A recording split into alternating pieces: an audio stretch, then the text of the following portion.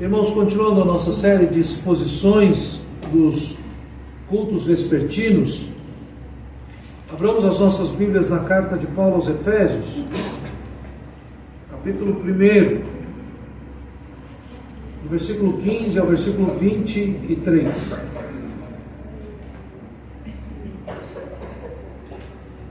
Efésios 1, de 15 a 23. Aos que nos visitam, não estão acostumados com a nossa sequência,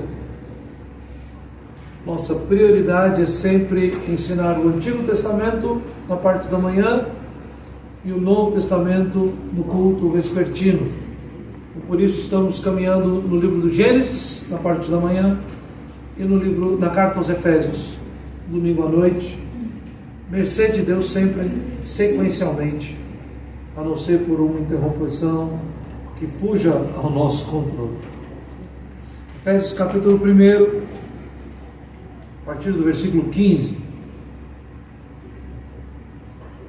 Por isso, também eu, tendo ouvido a fé que há entre vós no Senhor Jesus, e o amor para com todos os santos, não cesso de dar graças por vós, fazendo menção de vós nas minhas orações, para que o Deus de nosso Senhor Jesus Cristo, o Pai da glória, vos conceda espírito de sabedoria e de revelação no pleno conhecimento dele, iluminados os olhos do vosso coração, para saberdes qual é a esperança do seu chamamento, qual a riqueza da glória da sua herança nos santos, e qual a suprema grandeza do seu poder para com os que cremos, segundo a eficácia da força do seu poder, o qual exerceu ele em Cristo, ressuscitando dentre os mortos e fazendo-o assentar à sua direita nos lugares celestiais, acima de todo principado e potestade e poder e domínio e de todo nome que se possa referir, não só no presente século, mas também no vindouro. E pôs todas as coisas debaixo dos pés, e para ser o cabeça sobre todas as coisas o deu à igreja, o qual é o seu corpo, a plenitude daquele que a tudo enche em todas as coisas. Amém. Imediatamente após explicar com clareza e riqueza de detalhe a perfeita vontade de Deus, executada na pessoa do Filho e dada à igreja, aplicada na vida dos eleitos, pela manifestação do poder do Espírito de Deus, ou seja, imediatamente após este texto, que todos, se não todos, quase todos, os intérpretes do Novo Testamento afirmam ser uma só frase, um texto do capítulo 1, versículo 3 ao versículo 14, aonde o apóstolo Paulo, como num fôlego só, mostra como Deus triuno manifesta todo o seu poder para a glória do seu nome no seio da igreja. E tendo visto a perfeição e a plenitude da obra de Deus em Cristo Jesus, o apóstolo Paulo, então, imediatamente após esse texto, começa a mostrar a responsabilidade, a expectativa que o Espírito de Deus tem na igreja que tem consciência da perfeita obra de Cristo em seu favor. Há uma tentação muito grande, e principalmente uma acusação de falsos teólogos que querem deturpar a teologia reformada, que nada mais é que a teologia bíblica do Espírito de Deus, desde a fundação do mundo até os nossos dias, querendo afirmar que a visão bíblica cristocêntrica, que é um dos pilares da reforma protestante e que se tornou uma grande bandeira daquilo que nós chamamos de calvinismo, ou seja, teologia reformada, a eleição e a predestinação que Deus executa em Cristo em favor da igreja, sem a participação do homem nessa obra, e a salvação pelos méritos de Cristo e não pelos méritos dos membros da igreja, muitas vezes falsos teólogos, pastores equivocados, querem afirmar que essa doutrina exime o cristão de uma vida consagrada. É como que se, para a visão desses teólogos muito equivocados, um calvinista, um reformado, dissesse assim: tudo o que eu preciso para alcançar as dádivas celestiais está em Cristo Jesus.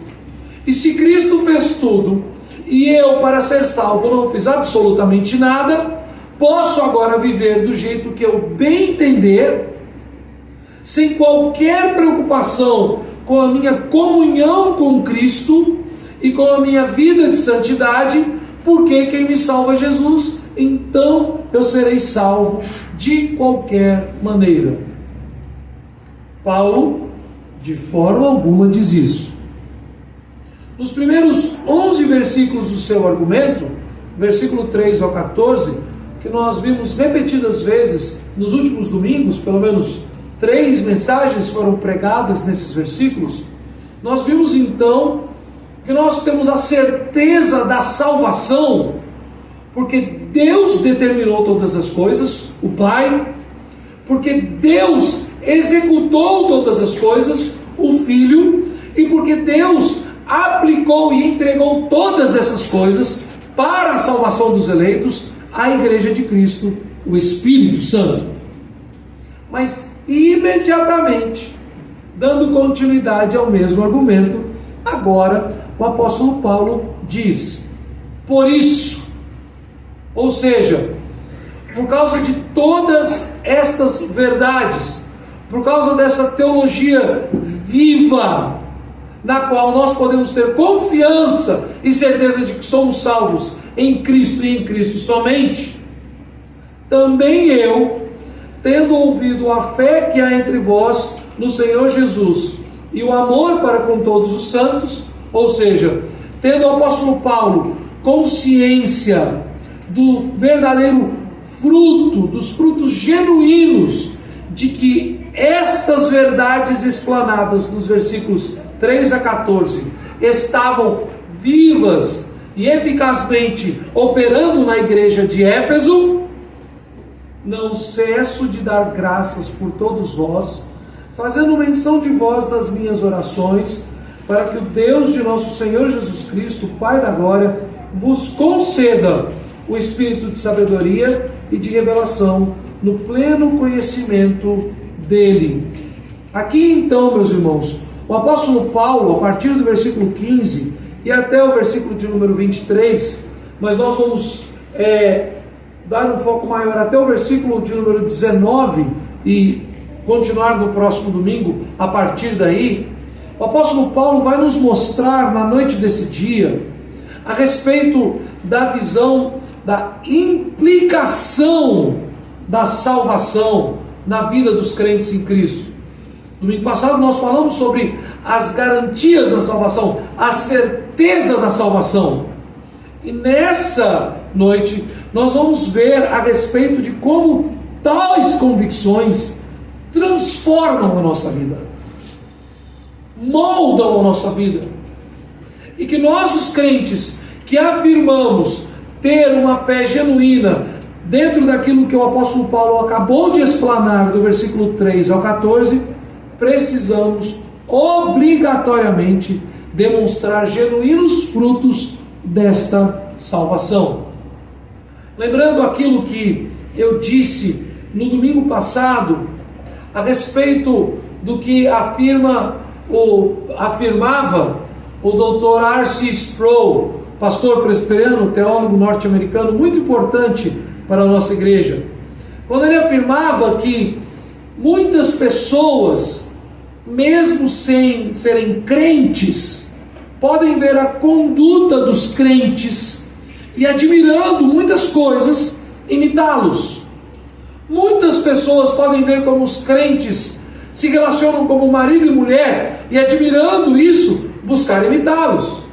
Muitas pessoas podem ver como os crentes se tratam em amor e harmonia, como criam seus filhos, como dedicam sua vida a uma causa maior do que suas próprias vidas, e sem conversão genuína, imitá-los. Mas R.C. Sproul afirma aquilo que nós cremos: mas somente os crentes em Cristo Jesus podem ter nova vida em Cristo, porque estes foram regenerados, para que possamos frutificar e demonstrar aquilo que vivemos, ou como diz o apóstolo Paulo, já não sou mais eu quem vive, mas Cristo vive em mim, para que possamos comunicar com nossas vidas as verdades da nossa salvação. Precisamos ser regenerados. E é assim que o apóstolo Paulo começa, dizendo: por isso, por causa de tudo aquilo que eu acabei de dizer, por causa de todas as verdades que estão guardadas em Cristo Jesus, tendo ouvido a fé que há entre vós no Senhor Jesus e o amor para com todos os santos, não cesso de dar graças por vós, fazendo menção de vós em minhas orações. A primeira coisa que nós podemos ver aqui, meus irmãos, é que a genuína fé em Cristo Jesus, ela move as orações da igreja. Uma das coisas mais básicas que nós podemos aprender e viver é que toda a igreja deve se alegrar com a igreja. Prestem bem atenção. Essa frase ela tem muitas nuances. Em primeiro lugar, quando nós recebemos aqui, e vocês já perceberam, eu gosto de receber aqui na nossa igreja pastores que são missionários em outras nações. Você já tem experimentado comigo e se deleitado nisso. Minimamente nós tivemos aqui o reverendo Raimundo, que é pastor lá no Panamá, e esses dias o pastor Pedro Barbosa, que é pastor lá em Portugal. E uma das coisas que eu amo e que muito me alegro é saber a respeito da igreja. Nós sempre ouvimos a respeito da luta que a igreja de Cristo Jesus enfrenta na Europa. São sempre igrejas pequenas, frágeis. Então, ontem, nas minhas mídias sociais, eu vi uma postagem do nosso querido amigo e pastor Dr. Joe Bick, e ele falando assim, relatando que esteve numa conferência de pastores na França, de um movimento de igrejas evangélicas que têm sido mantidas, sustentadas, e há um grande investimento missionário por parte de uma missão chamada Heart Cry Ministries, que é um ministério que é liderado pelo pastor Paul Washer.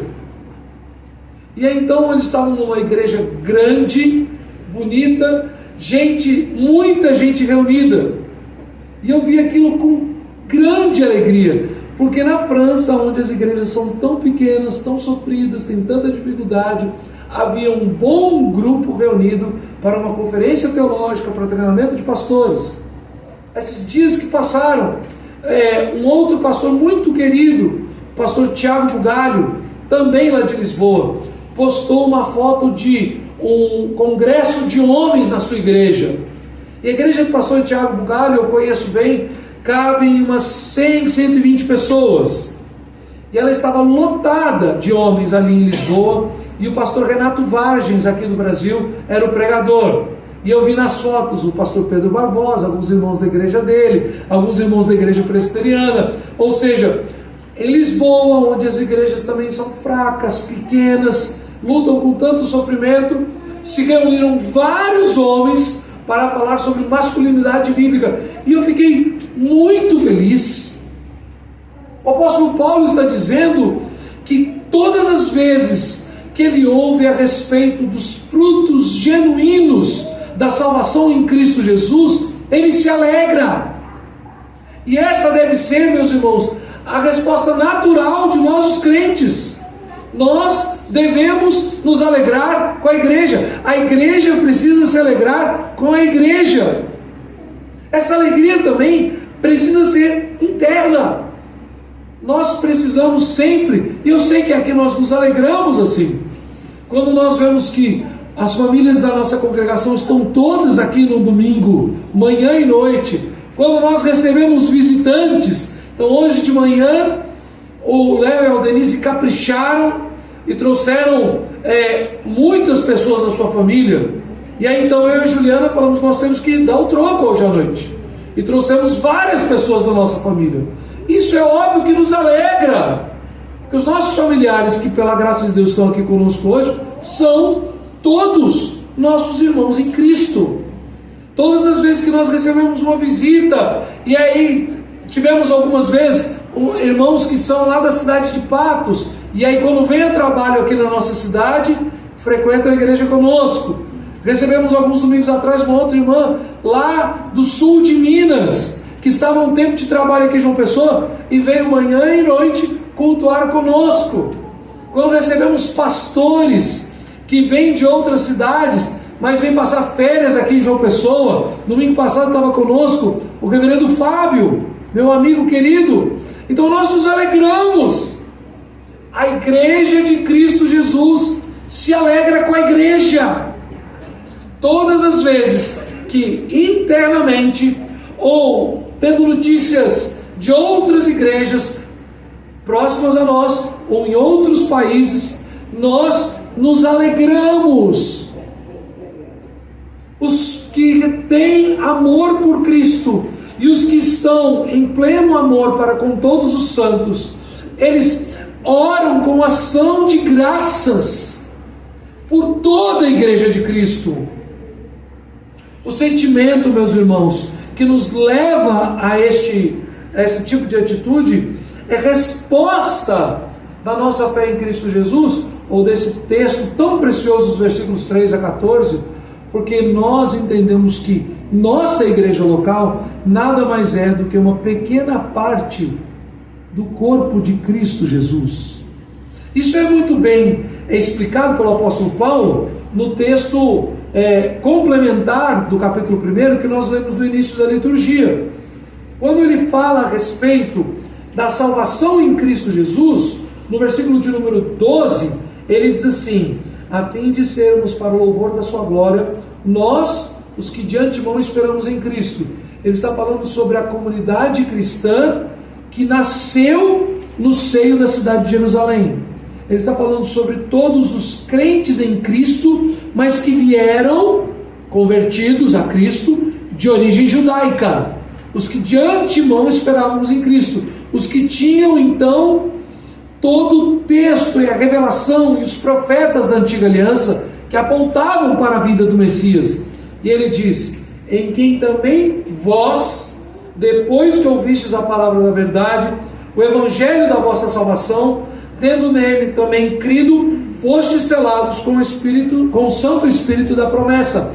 E agora quando ele diz nós, ele diz os crentes em Cristo que vieram de Jerusalém, da Judeia, de origem judaica, os filhos da tribo de Israel, mas ele também, em quem também vós, porque ele está se dirigindo aos crentes da cidade de Éfeso, que eram chamados gentios, ou seja, que não faziam parte do povo de Israel, eram de outros povos, de outras nações. E ele diz: assim como nós, vós. Exatamente isso que o apóstolo Paulo fala, porque nós nos alegramos com cada pessoa que é chamada pelo Evangelho e se entrega a Cristo Jesus.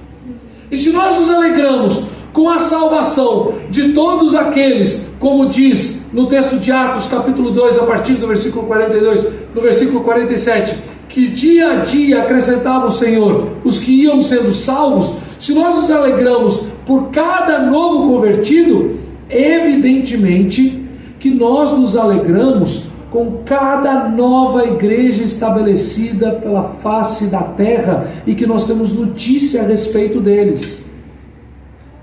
Aí está, meus irmãos, confesso à igreja, eu sei que você já me conhece um pouquinho, a minha grande paixão pelo movimento missionário. É uma alegria indizível chegar no sul de Angola, extenuado de horas e horas de viagem, e ouvir o pastor dizer: pastor, estão te esperando. E ali numa cidade pobre, uma comunidade muito carente, não é difícil de explicar, é só vendo.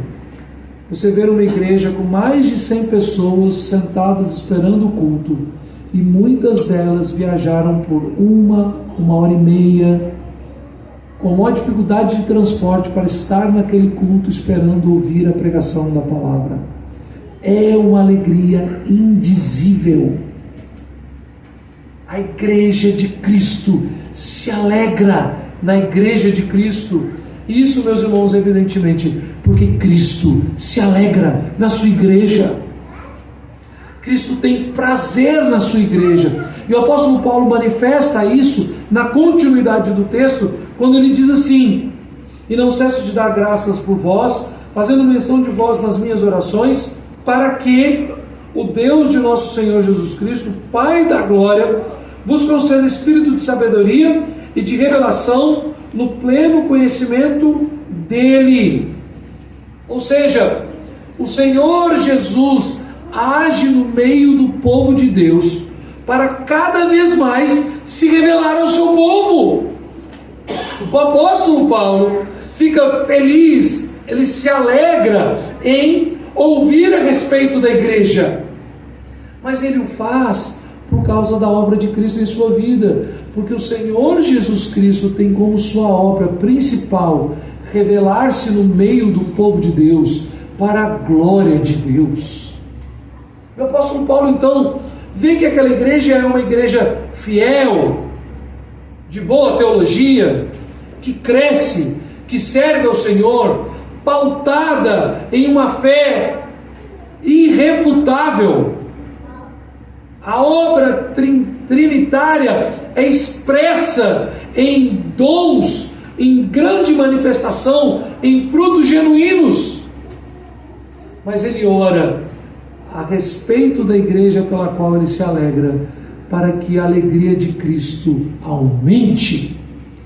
E ele diz: para que o Deus de nosso Senhor Jesus Cristo, o Pai da glória, vos conceda espírito de sabedoria e revelação no pleno conhecimento dele. Ele continua: iluminados os olhos do vosso coração, para saberdes qual é a esperança do seu chamamento, qual a riqueza da glória da sua herança nos santos, e qual a suprema grandeza do seu poder, para com que cremos, segundo a eficácia da força do seu poder.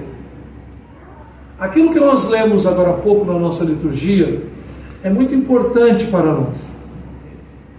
Ele diz, a segunda parte aqui do texto da Confissão de Fé de Westminster, ele nos diz assim: reconhecemos, entretanto, ser necessária a íntima iluminação do Espírito de Deus para a salvadora compreensão das coisas reveladas na palavra. A palavra que mais me chama a atenção aqui é íntima. Todos os termos usados pelo apóstolo Paulo aqui, quando ele fala sobre espírito de sabedoria e revelação, pleno conhecimento dele, iluminados os olhos do vosso coração, para saberdes qual é a esperança do seu chamamento, a riqueza da glória da sua herança, a suprema grandeza do seu poder, a eficácia da força do seu poder, são todas ênfases na mesma noção: intimidade com Deus. E eu gosto dessa expressão aqui, íntima iluminação do Espírito de Deus, mostrando a nós que a revelação de Deus é uma manifestação de relacionamento de Deus com o seu povo, de intimidade. Deus não se manifesta para uma revelação cognitiva. Deus não se manifesta para nos dar algum tipo de instrução teológica, ponto final. Então agora você tem uma compilação de verdades teológicas e vive por elas e segue e as cumpre, e aqui então você tem o seu manual de conduta cristã. Não, meus irmãos, o manual de nossa fé e prática, que são as Escrituras, a teologia que nós declaramos, as afirmações que cremos e declaramos na nossa profissão de fé, que são fruto da iluminação do Espírito em favor dos eleitos, é o caminho de Deus para íntimo relacionamento com todos os seus eleitos. Então o apóstolo Paulo está dizendo: olha, vocês creem na maravilhosa teologia revelada para a salvação das suas vidas. Vocês manifestam isso no amor a Deus, na sua fé e no amor pelos santos. Essa fé manifesta, essa fé genuína, manifesta no meio de vocês, traz alegria ao coração de toda a igreja, de toda a cristandade espalhada por onde o Senhor quiser. Mas eu ainda oro para que vocês cresçam em intimidade com Deus. Havia um cântico que alguém muito equivocadamente ensinou na minha época de adolescência, e é um cântico que é bem mais antigo que a minha época de adolescência, e que naquela época da minha adolescência eu muito equivocadamente cantava. E ele tem uma expressão, ele é bem interessante e tem uma aparência bem evangélica, parece biblicamente sólido, mas ele tem uma expressão extremamente equivocada. Ele dizia assim: Senhor, eu quero mais de Ti, Senhor, eu quero mais. E ele diz assim: por mais que esteja cheio, Senhor, eu quero mais. E talvez vocês sejam, talvez não, com certeza vocês são bem mais santos e têm uma vida muito mais íntima com Deus do que eu, porque eu entendo quando o apóstolo Paulo fala que ele é o maior dos pecadores, porque só Deus e ele conhecem o seu próprio coração. Então só Deus e eu conhecemos o meu próprio coração. Mas eu me pergunto, talvez você possa ter passado por essa experiência, mas eu até hoje não consegui chegar diante de Deus e falar assim: Senhor, eu estou plenamente cheio da Tua presença, eu tenho tudo, Teu Espírito está cheio, mas mesmo assim eu quero mais.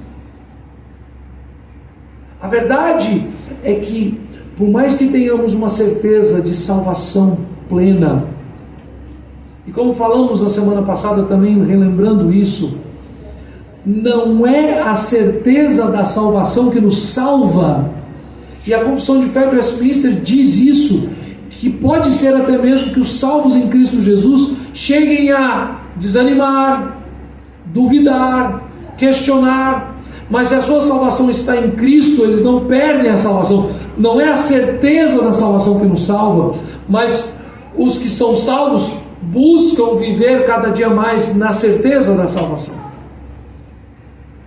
Mas eu nunca consegui chegar para Deus e falar assim: Senhor, eu estou tão cheio, mas eu quero mais. Eu, na verdade, me apresento diante do Senhor, dizendo: Senhor, eu sempre preciso de mais. Se o Senhor não me der mais, eu estarei sempre vazio. Se o Senhor não preencher a minha vida, se o Senhor não me der mais conhecimento de Ti, se o Senhor não se revelar a mim, se eu não tiver o privilégio de receber da Tua mão intimidade, se o Senhor não segurar na minha mão, se o Senhor não falar ao meu coração, se o Senhor não abrir os meus olhos espirituais, Senhor, estarei vazio.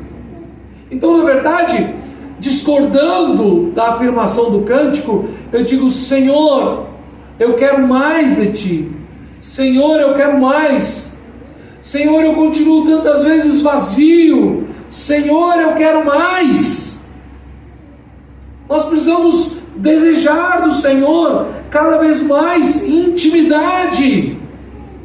Eu disse, meus irmãos, essas expressões aqui, espírito de sabedoria e revelação no pleno conhecimento dele, iluminados o vosso coração, para saberes qual é a esperança, todas as nuances daquilo que cremos, todas as verdades que nós defendemos, tudo aquilo que preenche e sustenta as verdades bíblicas e a certeza da nossa salvação, todas essas coisas são instrumento de Deus para o nosso relacionamento íntimo com Ele.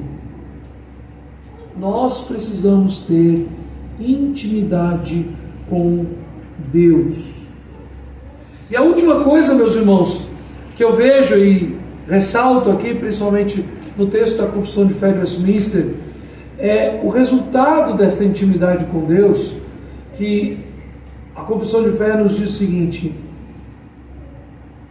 e que há algumas circunstâncias quanto ao culto de Deus e ao governo da igreja, comum às ações e sociedades humanas, as quais têm de ser ordenadas pela luz da natureza e pela prudência cristã, segundo as regras gerais da palavra, que sempre devem ser observadas.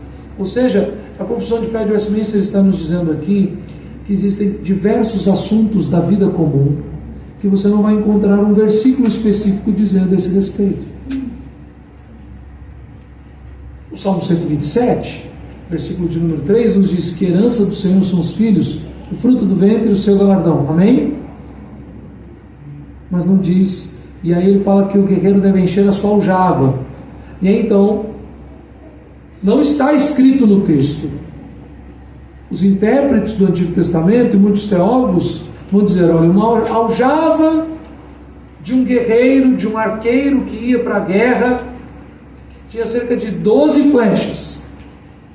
Aí o outro, no outro livro, vai dizer pelo menos 6 ou 7 flechas. E aí então as pessoas vão criar uma teologia dizendo assim: então, de acordo com o Salmo 127, nós precisamos ter pelo menos 6 filhos e o nosso objetivo deve ter 12 filhos. Isso não está escrito no texto. Entendimento do alto, intimidade com Deus, nos fala a respeito de sabedoria e espírito de sabedoria e revelação no pleno conhecimento dele, iluminação do coração, entendimento da esperança da vocação cristã, ou seja, da esperança do seu chamamento, a riqueza da glória da herança, a suprema grandeza do seu poder para com os que creem, segundo a eficácia da força do seu poder. O que esse texto está falando é exatamente o que é expresso pelo texto da Confissão de Fé de Westminster, nesse capítulo e parágrafo que nós lemos. Existem muitas coisas nas decisões do nosso dia a dia que serão resultado da nossa intimidade com Deus. Agora vejam, em primeiro lugar, essa intimidade não é fruto do subjetivo. Não é assim: olha, eu tenho tanto tempo de experiência com Deus que as minhas ideias, os meus pensamentos, o que eu acho é o que Deus fala. Nem mesmo quando pastores e líderes muito equivocados cedem às doutrinas do mundo e de Satanás. Como, por exemplo, a ideia de que nos nossos dias pessoas podem trazer revelações da parte de Deus e acrescentá-las às Escrituras. Isso é ensino do diabo. Como que você precisa então, para tomar várias decisões na vida, ou pelo menos as mais importantes, procurar alguém que seja uma pessoa de muita oração, para que essa pessoa possa dizer: eis que te digo, servo meu, e dizer para você os mínimos detalhes. O carro que você tem que comprar é o carro tal, da marca tal, preço tal, na loja tal. E você começar a ser conduzido por revelações extra-bíblicas, como que se isso fosse intimidade com Deus. Mas nada mais é do que ensino do diabo e fruto da subjetividade e do pecado do coração do homem. Nós precisamos ter discernimento espiritual para as coisas da vida comum e geral, mesmo aquelas que não têm um versículo específico a esse respeito na Bíblia, fazendo elas de acordo com a revelação geral das Escrituras, os princípios gerais que as Escrituras revelam, como diz o texto da Confissão de Fé de Westminster, aquilo que o apóstolo Paulo nos diz aqui, que é o espírito de sabedoria e de revelação no pleno conhecimento dele. Por mais que não existam versículos bíblicos detalhando literalmente todas as mínimas decisões da sua vida, todas elas precisam ser pautadas por tudo aquilo que as Escrituras nos revelam. Deus escolheu de forma ordinária se revelar pelas Sagradas Escrituras. Ele conduz o seu povo por todas as eras através da sua palavra revelada pela Bíblia. E nós precisamos examinar as Escrituras, meditar nelas, devorar a Bíblia, para que possamos cada dia mais ter relacionamento íntimo com Deus. Em todas as questões que devemos decidir, que não tem um versículo exato para aquela situação, termos sabedoria do alto, revelação de Deus, à medida que a nossa intimidade com Deus faz o nosso coração caminhar pelos caminhos de Deus, compreensão da glória de Deus, esperança em Deus, segurança em Cristo Jesus. Todas essas coisas procedem da palavra de Deus para aqueles que são os eleitos de Deus.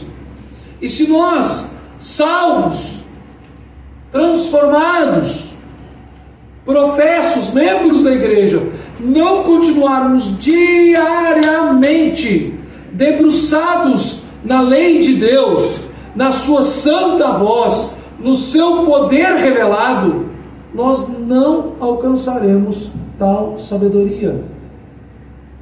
E aí então, as nossas escolhas terão uma inclinação muito maior a serem cada novo dia mais e mais equivocadas.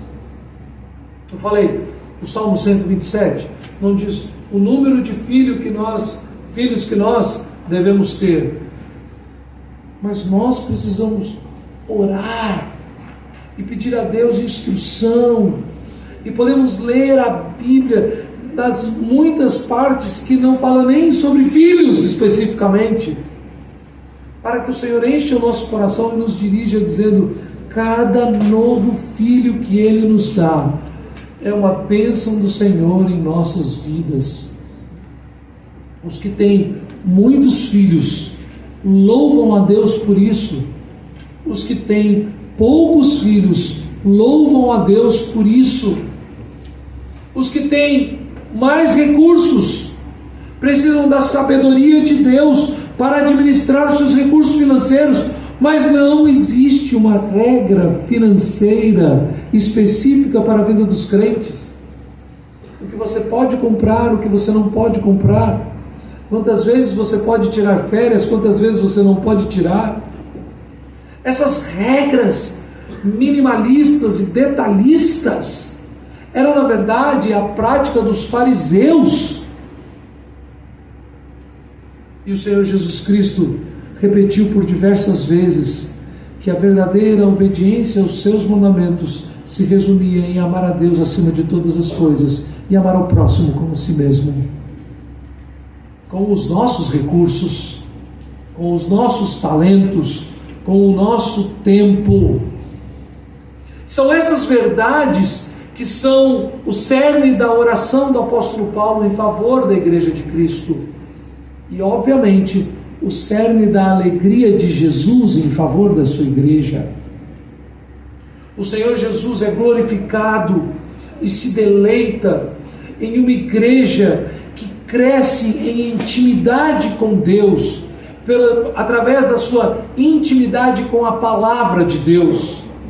Uma igreja dedicada a buscar a Deus diariamente e viver em todas as suas decisões, do governo da igreja local, das suas ações, do seu avanço, do progresso do reino ali naquela comunidade local, como fruto genuíno da intimidade de Deus no nosso meio, através da revelação, do pleno conhecimento da glória de Deus.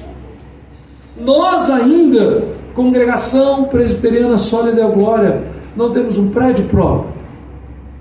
Não sabemos nem em que bairro dessa cidade nós vamos de fato não nos estabelecer. Nós seremos estabelecidos por Cristo para a glória dele.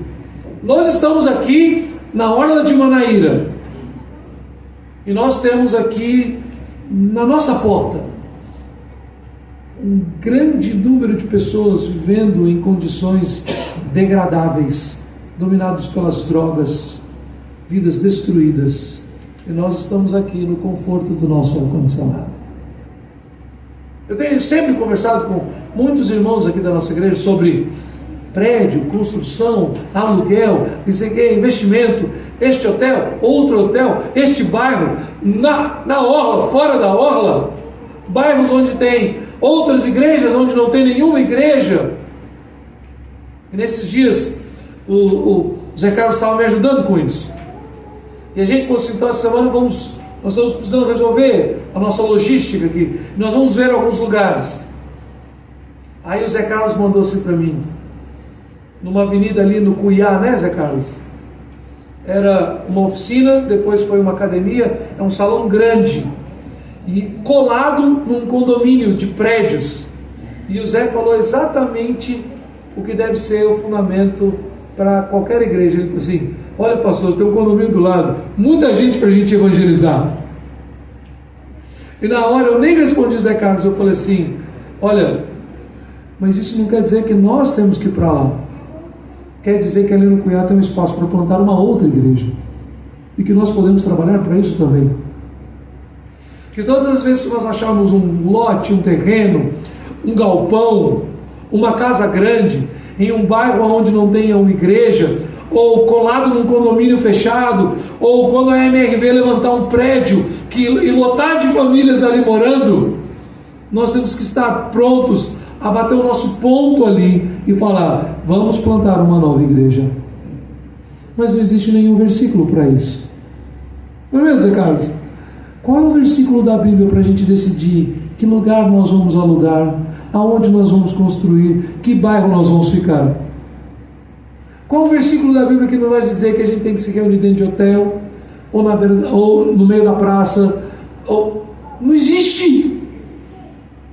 Mas nós precisamos da revelação de Deus e da íntima iluminação do Espírito Santo para todas as decisões de governo desta igreja.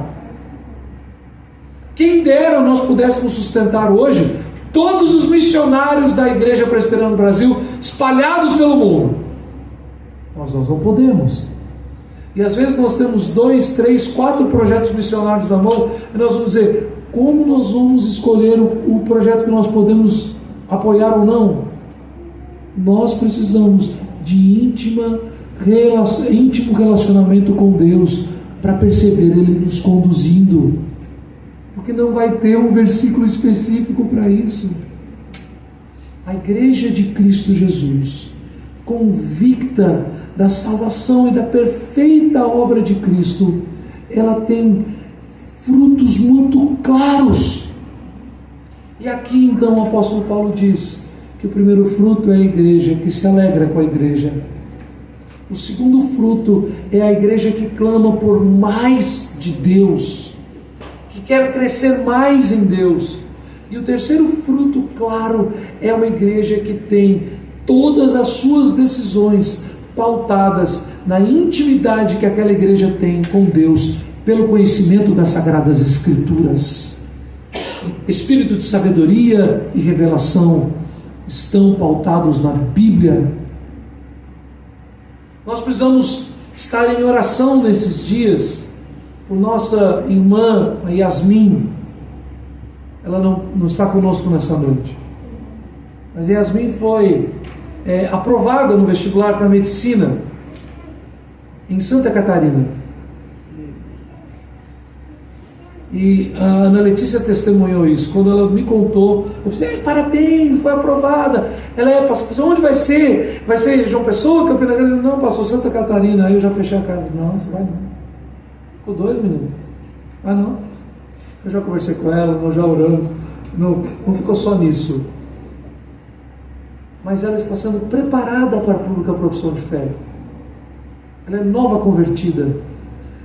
Existe uma porta aberta para ela fazer o curso de medicina para o qual ela tanto se dedicou e estudou, longe desta igreja local. E eu ainda não fiz contato com nenhuma igreja presbiteriana lá em Santa Catarina. Não me lembro, não conheço, não me lembro mesmo de nenhum pastor em Florianópolis. Não quer dizer que não existe, não quer dizer que ela não pode ser cuidada ali. Mas essas decisões, como é que a gente toma essas decisões? Como é que o pastor fala? Pastor nenhum tem direito de dizer assim: olha, Yasmin, você tem que ficar aqui, não pode ir embora. De jeito nenhum. Eu não sou dono de nenhum membro dessa igreja, mas nós precisamos orar pela Yasmin, para que o Senhor Deus lhe dê espírito de sabedoria e revelação. E quanto mais ela orar e buscar a palavra de Deus, e quanto mais ela entregar o seu coração a Deus, mais convicta ela estará de cada novo passo que o Senhor Jesus Cristo preparou para a vida dela, para a nossa igreja, para a vida dos crentes em Cristo Jesus. Os frutos da operosidade da obra de Cristo sobre nós, nos alegrarmos com a igreja, buscarmos ao Senhor por mais e desenvolvermos intimidade com Deus em pleno espírito de sabedoria e revelação à medida que conhecemos a palavra de Deus. Esses são grandes desafios para nós nessa noite, não é mesmo, meus irmãos? Nós somos uma congregação.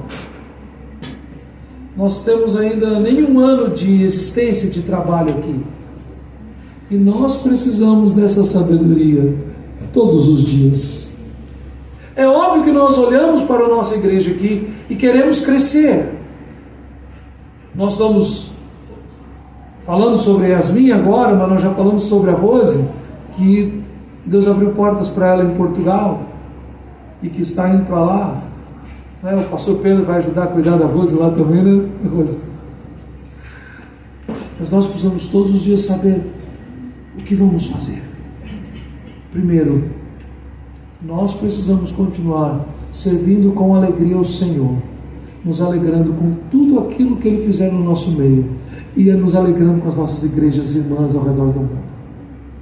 Nós precisamos focar na nossa plantação, sim, mas nós não podemos olhar só para nós. Nós precisamos olhar para dentro e para fora. Nós precisamos andar hermanados com toda a igreja de Cristo, nos alegrando no nosso crescimento e no crescimento de todos os crentes ao redor do mundo. Segundo, nós já temos muitas coisas. E eu falo com tranquilidade no coração. Quando comento com pastores, colegas no nosso presbitério, em qualquer outro lugar, a respeito da realidade da nossa congregação, número de membros, né? Estava conversando esses dias com o nosso querido irmão, pastor Broto, né? E aí o pastor Broto: como é que está a igreja? E como é que estão as famílias e tal? Eu falei: olha, aí eu dei a lista, por famílias, né? Falando o nome dos homens. Aí ele falou assim: nossa, Neto, que grupo bom, vocês começaram tão bem. Aí eu falei assim: pois é, Broto, graça de Deus, vamos caminhar à frente. Eu falei assim: não, já começou muito forte. Qualquer lugar, qualquer pessoa que tem experiência em plantação de igreja, sabe que Deus nos deu a graça, nós temos muito aqui. Quais são as igrejas que têm condições financeiras de se reunir num hotel tão bom quanto esse? O Senhor tem nos dado muito, mas nós precisamos entender, nós não estamos cheios. Nós precisamos caminhar como igreja querendo mais, e mais, e mais, e mais. Em último lugar, as nossas decisões precisam ser pautadas no resultado da nossa intimidade com Deus. E a nossa intimidade com Deus só pode ser fruto da revelação de Deus. As nossas decisões precisam estar pautadas nos princípios da sabedoria das Sagradas Escrituras. Esta é a genuína igreja de Cristo. Esses são os frutos da igreja do Senhor Jesus, que professa o nome de Cristo. Esse é o resultado verdadeiro daqueles que foram escolhidos por Deus em Cristo, predestinado para a adoção de filhos, remidos e redimidos no sangue de Cristo Jesus, selados com o Espírito Santo, que é o penhor da nossa herança. Vivamos assim.